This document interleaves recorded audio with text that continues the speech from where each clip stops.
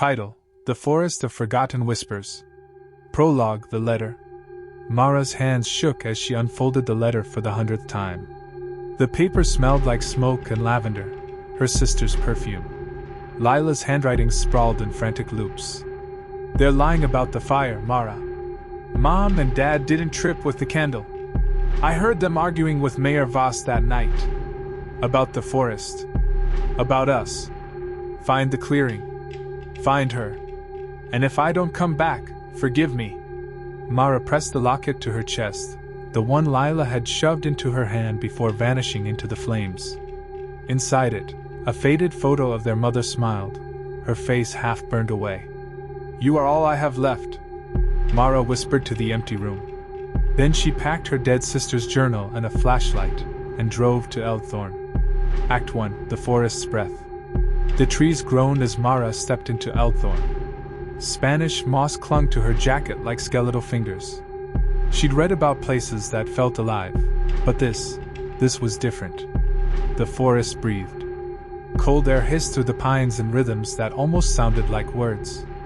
"Go back," it seemed to say. "Go back, little liar."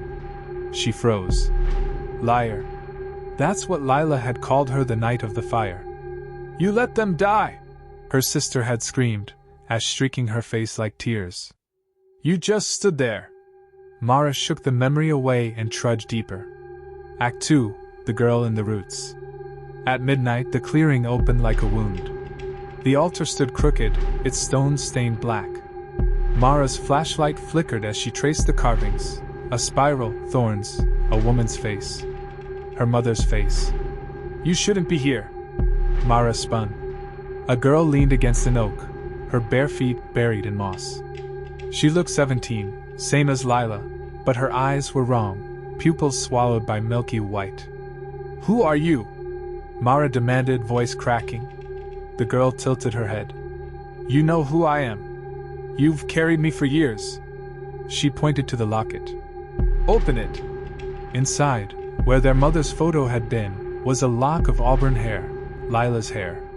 "Your sister tried to free me," the girl said. "Now it's your turn, Mara." Act 3: The Historian and the Hound.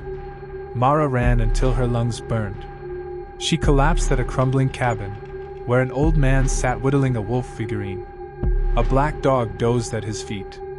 "Elias," he said, not looking up. "And that's Brix. You've met Althea then." Mara choked out the story: the altar, the girl, Lila's note. Elias sighed. "Your family's been tangled in this mess since 1692. Althea wasn't a witch. She was your great-grandmother. The townsfolk burned her here to keep the forest calm. Now they sacrifice outsiders instead. Neat, ain't it?" He tossed her a photo from a dusty album. A 1920s family posed before a bonfire. Mayor Voss's face smirked in the crowd. "He's been mayor for 300 years," Elias said. "The forest lets him live, if he feeds it." Bricks whined as howls echoed outside. "They're coming," Elias muttered. "Take the dog. He liked your sister." Act 4: The Fire Inside. The mob cornered them at dawn. Mayor Voss swung a lantern, his smile all teeth. "You look just like Lila when she begged." Bricks lunged. The lantern shattered. Flames caught the mayor's sleeve as Mara fled to the altar. Althea waited. "Give me your guilt," she pleaded. "Your fear. Your love for her. Let me take it, and I'll end this." Mara clutched Lila's journal. Inside, her sister had scribbled, "I'm sorry I blamed you. You were 9. You couldn't have saved them. Save yourself now. Love, Lila." Tears blurred the words. "No," Mara said. "You don't get her. You don't get any of us." She smashed the locket against the altar. Epilogue: The Unburnt. Sunrise painted the meadow gold. Mara knelt where the altar had been, Brix nuzzling her hand. Elias joined her, holding a charred teddy bear, Lila's, from the fire. "They're gone," he said. "Voss, the forest, all of it."